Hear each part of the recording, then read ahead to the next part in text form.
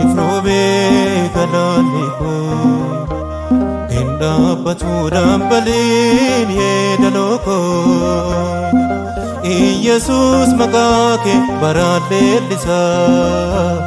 sifuf kenden siwakisa incha musifrobe galaniko inda baturam balin yedaloko Jesus magake barale lisa sifuf kenden siwakisa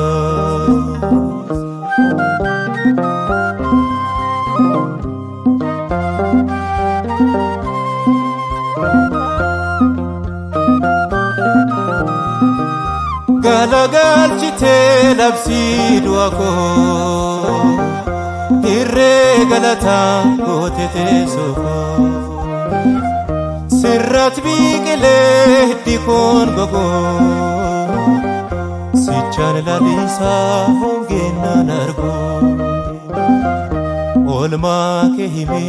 kataben fitu utun sinjatini aduni letu makake bade biya biyati sichalallaba mandarati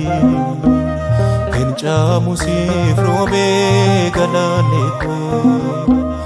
enda batu dambalin yedaloko Jesus magake barale lisa sifuf kenden siwakisa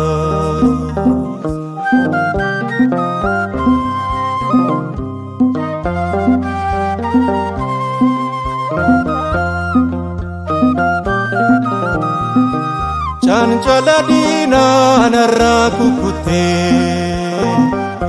walabumako ligalapsite luba lubuko dursa lubota sifan lolasa arsa galata olma ke hime kataben fitu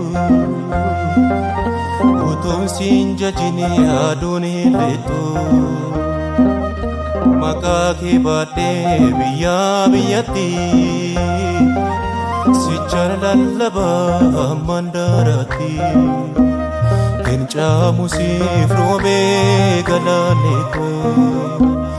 enda batu dambalin yedaloko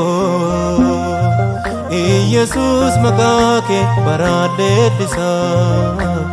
sifuf kenden siwakisa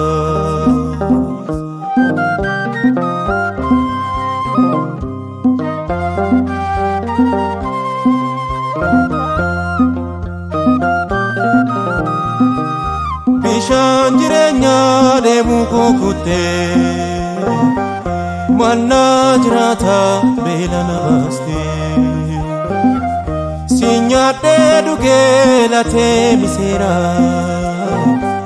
simbo ve pako kaniro mara olma ke hime kataben fitu utun sinjajini aduni letu makake bade biya biyati sichalallaba mandarati kenca musifrobe galaneko enda batu dambalin yedaloko Jesus magake barale lisa sifuf kenden siwakisa